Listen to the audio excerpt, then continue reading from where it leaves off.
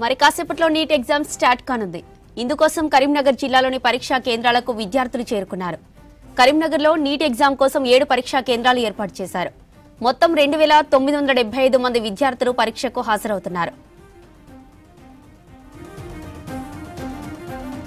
పరీక్షకు సంబంధించి కరీంనగర్ మహిళా డిగ్రీ కళాశాల సెంటర్ నుంచి వెంకటేష్ మరిన్ని డీటెయిల్స్ అందిస్తారు.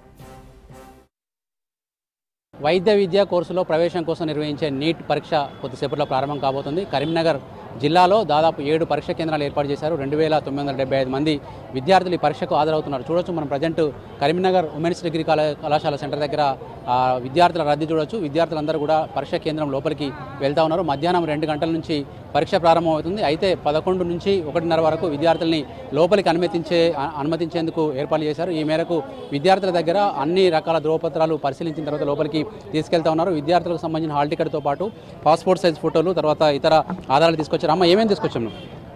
2 passport size photos, hall ticket, Aadhaar card. Okay, ఎట్లా ప్రిపేర్ అయ్యాము? బాగానే ప్రిపేర్ అయ్యాను సార్.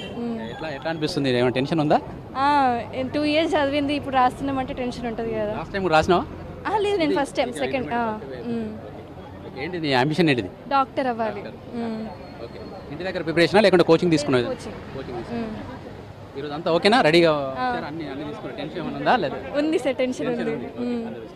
ఓకే, ఇంకా పేరెంట్స్ కూడా ఉన్నారు, చాలామంది విద్యార్థులు ఉన్నారు.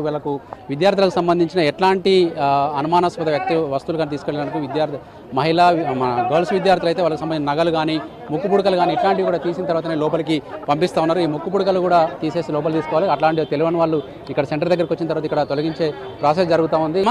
అవి కూడా తీసేయమని చెప్పారా? తెలియదా మరి మీకు ముందు? తెలియదు. ఇంకేమేమి తెచ్చుకోమన్నారు ఎంబడి? మీరు చెప్పండి అమ్మా. ఎట్లా ప్రిపేర్ అయింది ఇంటి దగ్గర? మీరు ఎట్లా కోఆపరేట్ చేశారు? బాగానే ముక్కు పుడకలు తీయాలి అవన్నీ ఇక్కడికి వచ్చిన తర్వాత చెప్పారు. ఇక్కడికి వచ్చినాక తెలిసింది, అందుకోసం అది అమ్మ. మరి చాలా మంది ఇక్కడ పేరెంట్స్ కూడా వచ్చారు. సార్, మీరు ఎవరి తరఫున వచ్చారు? మా పాప వెళ్ళింది, లోపలికి వెళ్ళింది. ఎట్లా ప్రిపేర్ అయిందండి? మీ కోఆపరేషన్ ఎట్లా ఉండేది?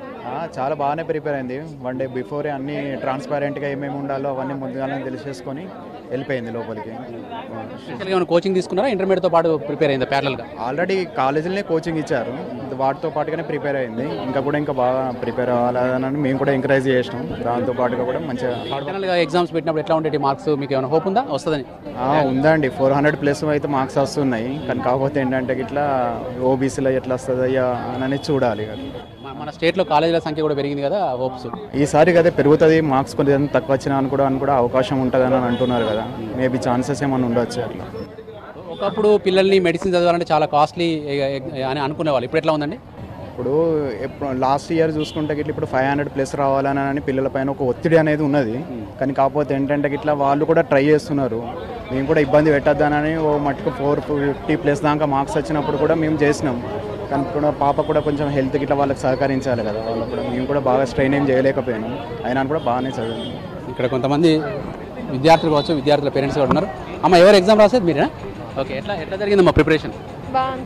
ఏంటి, కోచింగా లేకుంటే ఓన్లీ ఇంటర్మీడియట్తో పాటు ప్యారలల్గా ప్రిపేర్ అయ్యారా? ఎట్లా? కోచింగ్.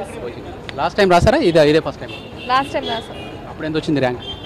అప్పుడు మెరిట్ తక్కువ వచ్చింది, సో ఇప్పుడు మళ్ళీ ప్రిపేర్ అయ్యాను. మన దగ్గర తెలంగాణలో చూసుకుంటే ఈసారి మెడికల్ కాలేజ్ కూడా చాలా పెరిగినాయి. ఎట్లా ఉన్నాయి మీకు హోప్స్? వస్తుందను బాగా. రోజుకి ఎన్ని గంటలు కష్టపడ్డారు? ఏ సబ్జెక్ట్ మీద ఎక్కువ ఫోకస్ పెట్టారు? కెమిస్ట్రీ మీకు కొంచెం ఎక్కువ ఫోకస్ పెట్టారంటే. సార్, మీ పాప వాళ్ళు ఎవరు పేరెంట్స్? మీరే? ఎట్లా మీరు కోఆపరేషన్ చేసామా? ఎన్ని గంటలు చదివింది పాప? ఇంకా మా వైపు నుంచి మేము బాగానే ఇచ్చాము. ఇంకా తర్వాత లక్కీ ప్రతి పేరెంట్స్కు మా కూతురు కానీ కొడుకు కానీ డాక్టర్ కావాలని చూసుకోవాలని ఉంటుంది. ఎట్లా అనిపిస్తుంది ఈరోజు ఎగ్జామ్? మీ బిడ్డ కంటే ఎక్కువ మీరే టెన్షన్ పడుతున్నట్టున్నారు. అది న్యాచురల్గా ఉండాల్సిందే కదా. ఇంకా ఈసారి ఖచ్చితంగా వస్తుందని మేము హోప్స్ ఉన్నాయి మాకు. ఇక్కడ మన దగ్గర కాలేజీల సంఖ్య కూడా ఉంది కాబట్టి అవకాశం ఉంటుంది. అట్లా మాకు కొంచెం ఎక్కువ హోప్ ఉంది, ఖచ్చితంగా వస్తుందేమో. మీరు సార్, మీ వాళ్ళు ఎవరు వస్తున్నారు? బాబాయ్. ఎట్లా ఉంది మీ కోఆపరేషన్? పర్లేదు సార్, మేము ముందే చూపిస్తున్నాం, కోచింగ్ ఇచ్చినాం, పర్లేదు చదువుకొని లాంగ్ టర్మ్ ఇచ్చేసినాం. కొద్దిసేపట్లో పరీక్ష ప్రారంభం కాబోతుంది. ఈ సందర్భంగా భారీ ఎత్తున బందోబస్తు ఏర్పాట్లు కూడా చేశారు. ప్రతి ఎగ్జామ్ సెంటర్ దగ్గర కూడా మనకు 144 సెక్షన్ అమలు చేయడం కావచ్చు, తర్వాత మిగతా సీసీ కెమెరాల పర్యవేక్షణ కావచ్చు ఏర్పాటు చేశారు.